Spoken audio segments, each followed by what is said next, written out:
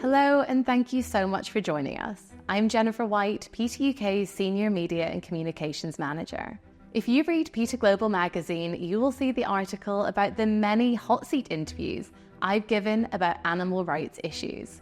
Well, today I'm so happy that I don't have to debate a surly TV presenter like that contrarian Piers Morgan, but instead can tell you about the wonderful and world-changing work of PETA's Global Compassion Fund. PETA's Global Compassion Fund extends PETA's vital work for animals into communities around the world. From rescuing donkeys from the brick kilns of India, to putting a new roof on a cat shelter in war-torn Syria, to supporting the first all-vegan primary school in Uganda, and so much more. Rescuers work in seemingly hopeless situations, often in areas where few others dare set foot. As you may have seen before, they wade through chest-deep floodwaters, sift through earthquake rubble, and descend into deep wells. They even enter active war zones to rescue animals who would otherwise die terrifying deaths. And not only do they respond to emergencies, but teams also work proactively to prevent animals from ending up in dangerous situations. The fund supports vital spay-neuter programs in Mexico, the Philippines, Romania, and other countries. We prevent thousands of cats and dogs from being born, only to end up homeless or abused. And we provide innovative educational and outreach programs, like our animatronic Ellie the Elephant, who visits schools, inspiring people to see animals as sensitive, complex individuals who are not so different from them. Today, PETA President Ingrid Newkirk will share a few inspiring stories of animals whose lives were saved and forever changed, thanks to PETA's Global Compassion Fund. This work is vital, and it all comes about because of support from generous people like you. Today, as you hear these rescue stories, please remember the vital role that you play in making them happen. And please consider joining us to ensure that even more animals can be helped by becoming a monthly Global Compassion Fund donor. Now, I'll hand over to a very special guest, PETA Honorary Director, James Cromwell. James? Even before I appeared in that little movie you may have heard about a talking pig, I believed that all animals, from pigs to pigeons to primates, are deserving of our compassion and respect. I felt in my heart that their lives are important and not mine to take, which led me to go vegetarian and later vegan decades ago. I sensed a kindred spirit in the folks at PETA who have made a name for themselves pushing the envelope for animal protection, a strategy some might think is risky, but it's hard to argue with success. PETA is now the leading animal rights organization in the world and works hard to keep growing. PETA has never stopped fighting and winning in their work to save animals, and I'm with them all the way. That's why I would go to the ends of the earth for them, because I know that they'll go just as far to defend animals. But you don't have to take my word for it. You can see for yourself some of what PETA has accomplished for animals all over the world right here, with PETA's president herself, Ingrid Newkirk, and these inspiring rescue stories from around the globe. Ingrid? Thank you, James. The world needs more people like you, with hearts as big as the sky, and the courage to put their own freedom on the line to fight injustice. In these times of war, political division, and increasing polarization, it may seem like we have little in common with even our next-door neighbors, let alone with those in other countries around the world. But in my travels for animal rights, from the slums of Mumbai to slaughterhouses in Taiwan, to an encampment of people experiencing homelessness along a Los Angeles freeway, I have seen that one thing remains remarkably consistent. There are always animals in need. And while some people are indeed cruel, there are always many people who are kind and will help them.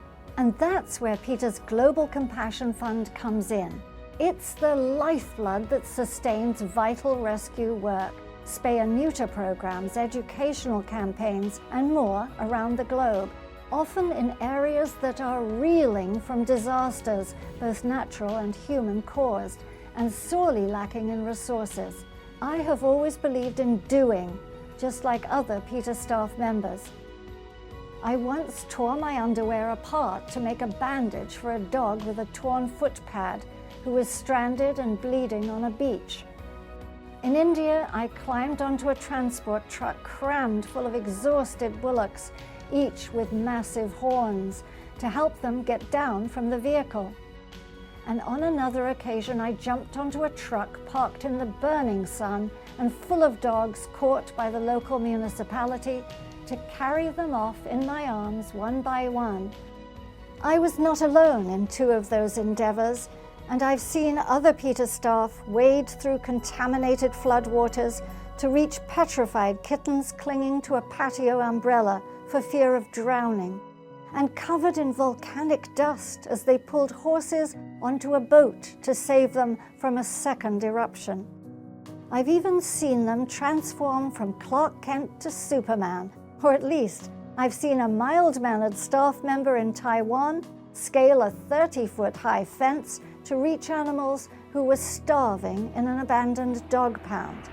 Our rescue staff cares deeply, and they know that one person's intervention can easily mean the difference between life and death for animals in danger.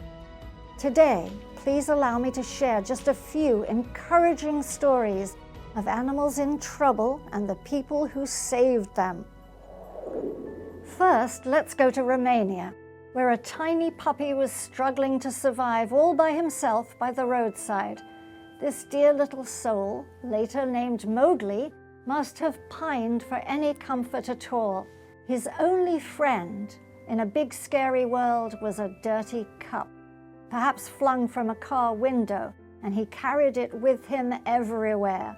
Little Mowgli was all by himself, and some 600,000 dogs and countless cats endure variations on his harrowing experience on Romania's streets. They're plagued by mange and hunger, and many of them die from starvation, diseases, or injuries. Regrettably, conditions inside Romania's animal shelters are often even worse than they are on the streets. Animals are crammed together in filthy, rusty cages without enough food or water, and they have no opportunity to do anything that's natural or important to them. In winter, they suffer greatly from frigid temperatures. Since the animals in these shelters aren't separated or sterilized, they reproduce, and they give birth right there, worsening the very crisis that shelters should be working to solve. Many animals who enter these places, and especially the puppies born in them, don't survive the ordeal. PETA Germany's PETA Helps Romania program tackles this crisis head-on by spaying or neutering thousands of animals in Romania every year, and by providing them with veterinary treatment, food supplies, and other vital care. One day, rescuers with PETA Germany's Romanian partner organization, Edux Anima, spotted what they at first thought was a piece of shag rug. It was Mowgli.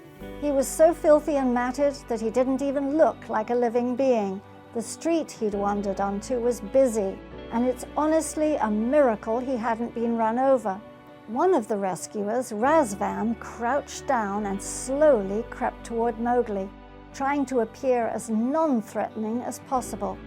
Mowgli whimpered, clearly unable to contain his mixture of excitement and fear that was swirling inside him. He must have wondered whether this man was there to help him, or if he would yell and throw stones as other people had. Although he was only a few months old, Mowgli's experience on the streets had taught him that he'd be better off not to wait to find out. He couldn't run, he could barely even crawl. Razvan gently scooped him up, and Mowgli's fears began to melt. Realizing that he was safe, the pup snuggled into his rescuer's arms. Another rescuer searched the area for Mowgli's mother, but she wasn't there, and judging by his pitiful condition, it certainly seemed that he'd been on his own for some time. Mowgli was delivered to the rescue center supported by PETA's Global Compassion Fund. There, perhaps for the first time, he ate until he was full. He received intensive veterinary care and a regimen of vitamins and other nutritional support, as well as a much-needed bath. All of this care worked wonders for him, and he grew visibly stronger and healthier. No longer having to worry about scavenging for his next meal or dodging traffic, Mowgli was finally free to be a puppy. He made friends with 2 other pups at the rescue center, and together they spent their days playing, romping, and wrestling before flopping into an exhausted heap for a nap. A PETA Germany staff member adopted Mowgli, and today he's unrecognizable, healthy and strong. His former only friend, the cup, has been replaced by a loving guardian, and he's never far from her side. Off we go now to India, where there are not only countless dogs on the street, but also the thousands of donkeys who are cruelly used as beasts of burden. Donkeys are naturally inquisitive, they're affectionate, and they're social. And although they may be small, they're also strong, courageous, and stoic, continuing to work even when they're suffering from wounds or aching joints and parched from dehydration. At India's swelteringly hot brick kilns, donkeys are forced to haul massive loads until they literally drop from exhaustion. They're beaten, they're goaded, and they're bullied into almost supernatural feats of strength and endurance. They receive little, if any, relief from the scorching heat as they trudge back and forth, well into the night with heavy loads of bricks. When they can no longer go on, they're left where they fall, or even butchered for their skin and their flesh, an undertaking that PETA India has interrupted and prevented many times. Let me mention one donkey in particular. Not only was this dear soul forced to carry brick loads weighing more than 90 kilograms, she was forced to do so while heavily pregnant. However, thanks to Animal Rahat, an organization supported by PETA's Global Compassion Fund that provides working animals in India with life-saving aid, rescue was in her future. Animal Rahat veterinarians and other staff members regularly visit the brick kilns to provide abused donkeys with basic medical care, such as vaccinations against tetanus and wound treatment. They even trim the donkeys' hoofs to make walking easier for them. They counsel donkey owners about proper care and persuade them not to painfully hobble the donkey's legs when they're not working. But most important of all, Animal Rahat frees donkeys from lives of involuntary servitude by convincing the brick kiln operators to use tractors and trolleys instead of animals. Seeing how swapping equines for engines also saves time and money, many brick kiln owners agree to make the switch. Recently, 5 brick kilns agreed to replace donkeys with tractors, meaning that Animal Rahat retired 75 donkeys from exhausting labor. Actually, make that 76, because a few days later, our little rescued mother-to-be gave birth to a spunky, precocious ball of grey fuzz who captured every staff member's heart with her antics. The staff named her Lavender, and she's grown up running, playing, and nuzzling her mother and the other donkeys at the beautiful Animal Rahat sanctuary.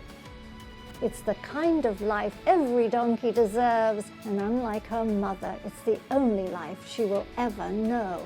Lavender will never see a brick kiln. Her days will be spent rolling on her back, kicking up her heels to create plumes of dust, and frolicking in the fields with other rescued donkeys. She will never be forced to haul anything, not even a pebble.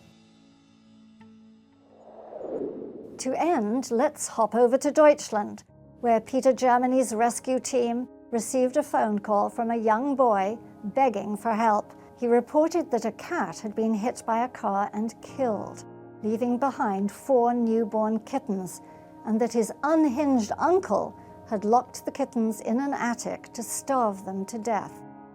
PETA Germany's staff member talked to the uncle, but he was stubborn and he refused to free the kittens so that his nephew could feed them. "The kittens stay where they are until they die," he said.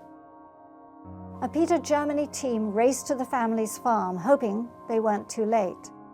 PETA Germany is nothing if not persistent, and when a personal appeal for compassion didn't work, the staff switched gears, laying out the consequences that the man would face from the authorities if he deliberately allowed the animals to starve to death, and that did the trick.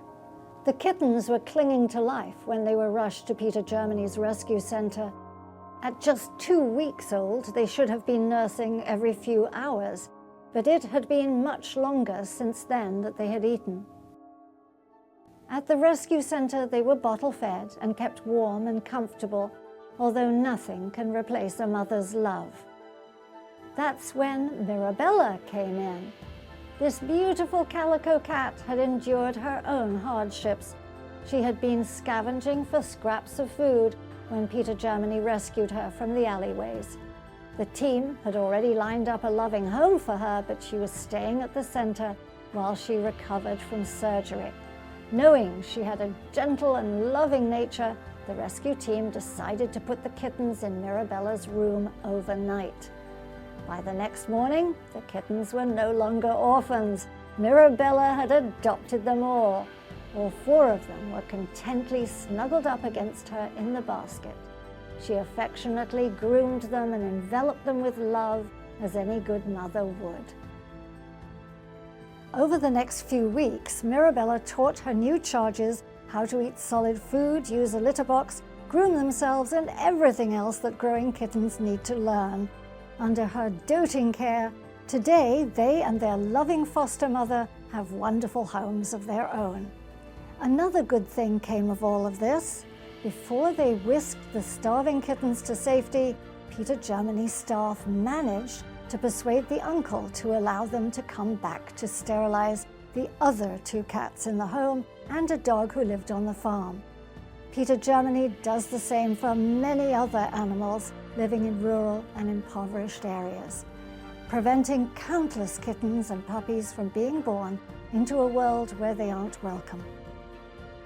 And just as Mirabella taught her kittens, PETA Germany teaches young people to have compassion for all sentient beings by holding animal care workshops and making humane education a permanent part of the school curricula. The group is working hard to ensure that the next generation is less like the cruel uncle and more like the caring nephew. As you know, we rescue animals every single day. These stories are only a few examples of how, thanks to your support, PETA's Global Compassion Fund makes a world of difference for animals. I hope you're encouraged and inspired, and I'm grateful that animals can count on your support. Thank you. Thank you, Ingrid. The stories we've heard today are reminders of the power each of us has to make a difference. So many lives have been saved, improved, and changed forever, all because one person cared enough to help. Will you be that one person for animals in need? All around the world, animals are forced to haul heavy loads, imprisoned far from their families and homes, skinned alive for fashion, caged, poisoned, experimented on in laboratories, killed for a nugget or a burger, and deprived of everything that makes their lives worth living. They desperately need people to speak up and share the facts, that every animal is someone and that animals exist for their own purposes, not for human convenience. Animals need people to put on their boots, roll up their sleeves and help, whether it's in the aftermath of a disaster or in a forgotten corner of someone's backyard. We may not all be able to travel to Romania, India, Germany, or other places around the world, and none of us can be everywhere all at once. But with your help, PETA's Global Compassion Fund will keep expanding its reach. And when you send along your support, you are someone who makes a world of difference. PETA's Global Compassion Fund is supported exclusively by contributions from kind individuals like you. Yes, exclusively. That's why your gift today is urgently needed. I'm not embarrassed to ask you to please make the most generous contribution you can, because I speak for the animals we all care about. And please consider becoming a monthly donor by signing up today. Knowing that we can count on your support month after month allows us to plan and to know that our teams around the globe can take on ambitious projects that rescue even more animals. Thank you again for joining us, and I hope we can count on your support. Together, we are creating positive, sustainable change for animals in every corner of the earth. Thank you and goodbye.